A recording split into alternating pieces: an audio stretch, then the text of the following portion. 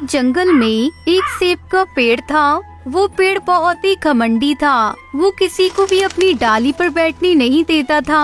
ठीक उसके सामने एक आम का पेड़ था जो बहुत दिलदार था। उसे सबकी बहुत परवाह थी। एक दिन एक बूढ़ा कबूतर जंगल से गुजर रहा था। वो चलते चलते बहुत थक गया और सेब के पेड़ की छांव में बैठ गया। उठो यहाँ से। सेब के पेड़, मैं बहुत थक चुका हूँ, मुझे थोड़ी देर आराम करने दो, मैं आराम करके निकल जाऊंगा। नहीं, तुम अभी उठो और निकल जाओ यहाँ से। यहाँ से जाके दूसरे पेड़ के नीचे आराम करो। फिर भी वो बूढ़ा कबूतर पेड़ की बात नहीं मानता। अब देखो मैं क्या करता हूँ। गुस्से में आकर सेब का पेड़ उस बूढ़े कबूतर के ऊपर अपने सेब गिराने लगता है। ये तुमने क्या किया? एक ना एक दिन तुम्हारा घमंड जरूर उतरेगा। ये सब पास ही खड़ा आम का पेड़ देखता है और बूढ़े कबूतर को कहता है, तब तक आप लोग कमेंट में बताएं 90 + 40 कितने होते हैं। अरे अरे आप चिंता मत करिए, यहाँ आइए मेरी डालियों की छाँव में। शुक्रिया, लेकिन अभी बहुत वक्त हो गया है और मुझे घर भी जाना है। वो बूढ़ा कबूतर वहाँ से निकल जाता है। ऐसे ही कुछ दिन बीत जाते हैं। एक दिन वहाँ से एक टुनटुनी चिड़िया अपने बच्चों के साथ जा रही थी। वो रहने के लिए पेड़ ढूंढ रही थी। तभी उनकी नजर उस सेब के पेड़ पर पड़ती है। अरे वो देखो, वो सेब का पेड़ कितना बड़ा है और उसकी डालियाँ भी बहुत बड़ी है। क्यों न हम इसी सेब के पेड़ को अपना घर बना लें। हाँ हाँ, ये बहुत बड़ा है। हम उस सेब के पेड़ से जाकर पूछते हैं, सुनो, क्या हम इस पेड़ पर रह सकते हैं? नहीं, तुम यहाँ नहीं रह सकते। टुनटुनी चिड़िया सेब के पेड़ से बहुत विनती करती है, लेकिन वो उसकी एक नहीं सुनता। फिर टुनटुनी को सामने काम का पेड़ दिखाई देता है। फिर वो उसके पास जाते हैं। सुनो, क्या हम इस पेड़ पर रह सकते हैं? हाँ जरूर, क्यों नहीं। टुनटुनी चिड़िया खुश हो गई और उस आम के पेड़ पर रहने लगी। टुनटुनी चिड़िया को रोज ताजे ताजे आम भी खाने मिल रहे थे। ऐसा रोजाना चलने लगा। एक दिन कुछ लकड़हारे कौवे जंगल में पेड़ काटने आते हैं। उनकी नजर आम के पेड़ पर पड़ती है। अरे वो आम का पेड़ कितना बड़ा है, इसे बेचकर हम बहुत पैसे कमाएंगे। लकड़हारे कौवे आम के पेड़ के पास जाते हैं। उन्हें उस पेड़ पर टुनटुनी चिड़िया का परिवार दिखाई देता है। अरे ये क्या, इस पेड़ पर तो चिड़िया का घोंसला है, हम इस पेड़ को नहीं काट सकते। तभी एक लकड़हारे कौवे की नजर उस सेब के पेड़ पर पड़ती है। अरे वो देखो, सामने एक बड़ा सेब का पेड़ है, चलो हम उसे काटते हैं। लकड़हारे सेब के पेड़ को काटने लगते हैं। ये देख सेब का पेड़ अपने बचाव में उन पर सेब गिराने लगता है। फिर भी लकड़हारे नहीं रुकते। बचाओ बचाओ, कोई मेरी मदद करो, बचाओ, अरे बचाओ रे। तुम्हें उस सेब के पेड़ को बचाना चाहिए, जाओ उसकी मदद करो। नहीं, हम नहीं करेंगे उसकी मदद, वो बहुत बुरा घमंडी है।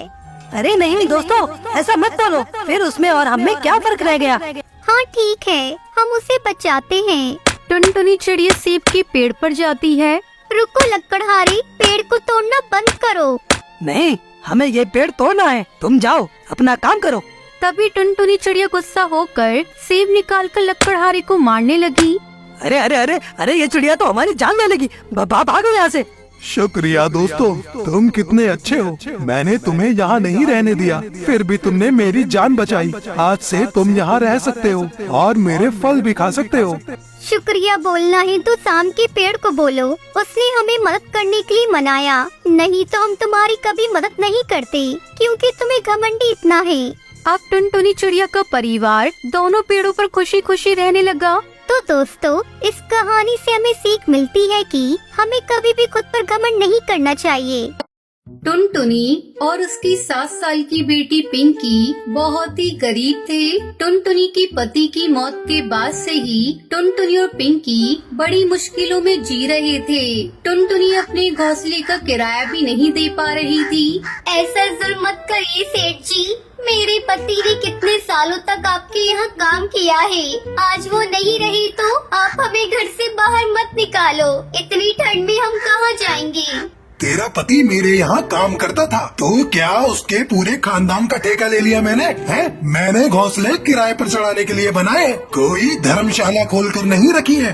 टुनटुनी गिड़गिड़ाने लगती है। लेकिन सेठ पर इसका कोई असर नहीं होता। वो अपने गुंडों से कहकर टुनटुनी के घर का सारा सामान घर से बाहर फिकवा देता है। टुनटुनी और पिंकी कड़कड़ाती ठंड में बेघर हो गए थे।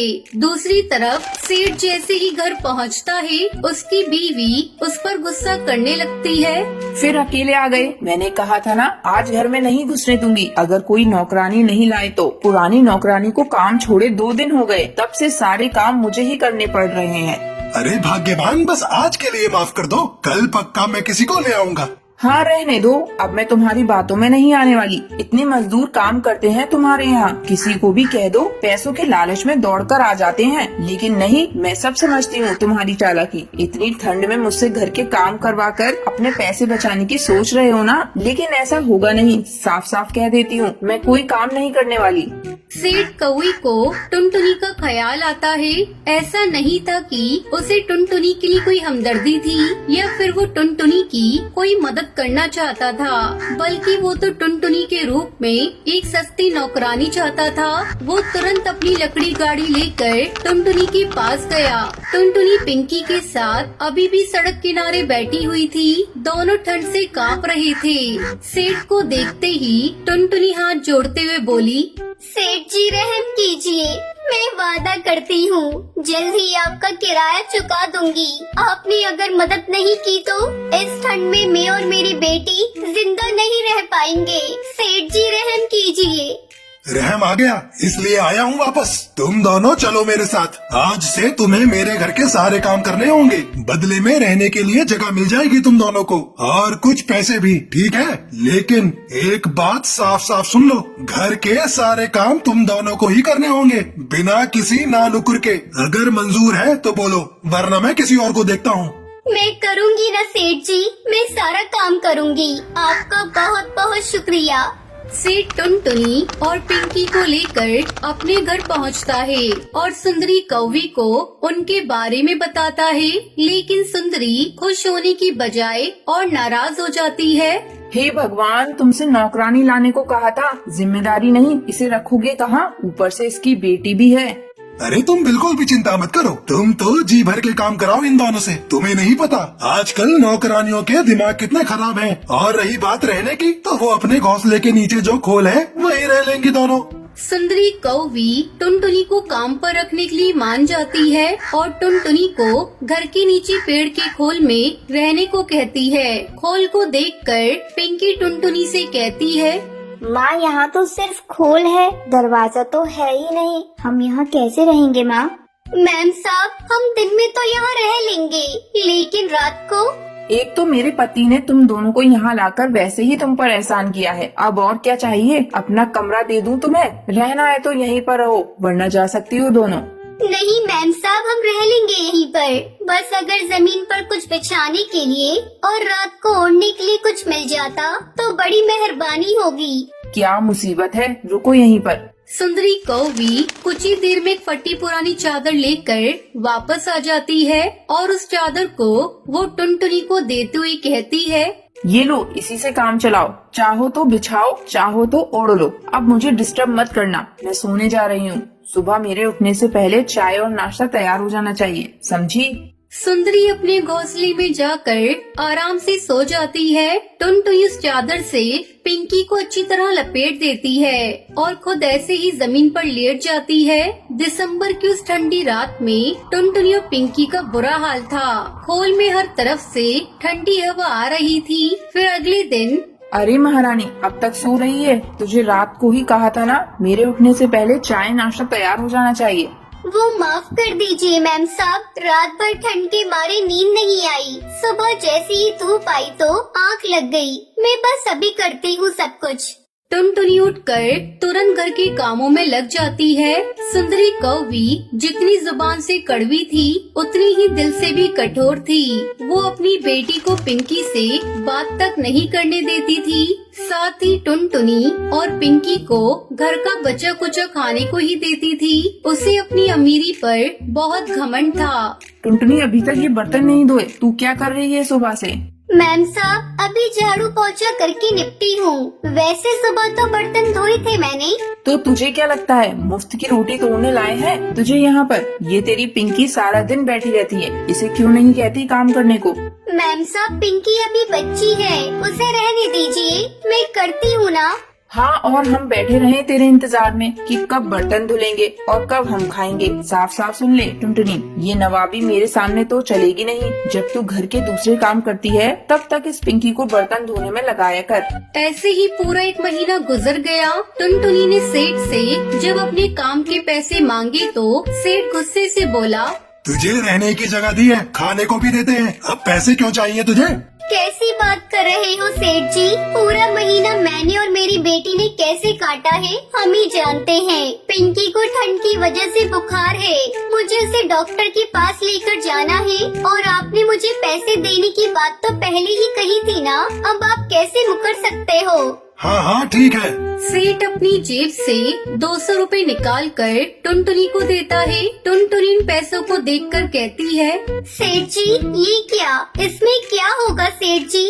वो मुझे नहीं पता, मैं बस इतना ही दे सकता हूँ। वैसे भी मैंने तुझ पर एहसान किया है। क्या एहसान किया है आपने मुझ पर? मैं और मेरी बेटी रात भर ठंड में ठिठुरते रहते हैं। आप और आपका परिवार क्या जाने ठंड क्या होती है।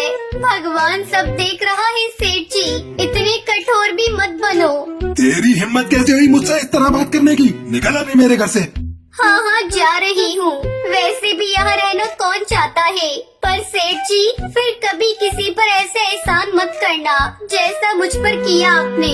टुनटुनी गुस्से में पिंकी को लेकर वहाँ से चली जाती है। कुछ दिन बाद सेठ अपने पूरे परिवार के साथ घूमने निकलता है। वापस आते आते अंधेरा होने लगता है। उनकी लकड़ी गाड़ी अचानक खराब हो जाती है। अरे क्या हो गया, गाड़ी क्यों रोक दी? रात होने वाली है और ये जगह भी कितनी सुनसान है। अरे भाग्यवान, रुकी नहीं, खराब हो गई है। सेठ गाड़ी से बाहर निकलकर गाड़ी ठीक करने लगता है, पर गाड़ी ठीक नहीं होती।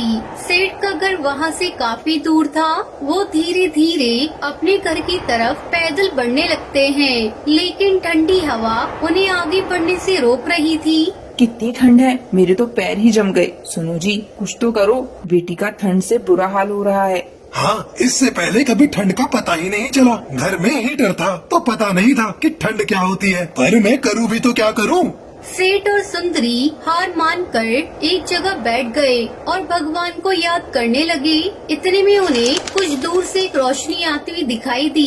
वो टुनटुनी थी जो हाथ में लालटेन लिए उनकी तरफ बढ़ रही थी। टुनटुनी को देखते ही सुंदरी चौंकते हुए बोली, अरे टुनटुनी, तुम यहाँ? मैं यही पास वाली फैक्ट्री में मजदूरी करती हूँ। यहाँ पास ही में मेरी झोपड़ी है, आप सब जल्दी मेरे साथ चलिए, यहाँ बहुत ठंड है। टुनटुनी उन सभी को अपनी झोपड़ी में लेकर जाती है और ओढ़ने के लिए एक मोटा कंबल देती है। सेठ और सुंदरी बहुत शर्मिंदा थे। सुंदरी कौवी हाथ जोड़कर टुनटुनी से कहती है, टुनटुनी मुझे माफ कर दो, मैंने तुम्हारे साथ गलत किया। ठंड की मार क्या होती है इसका आज मुझे पता चला। टुनटुनी उन दोनों को माफ कर देती है।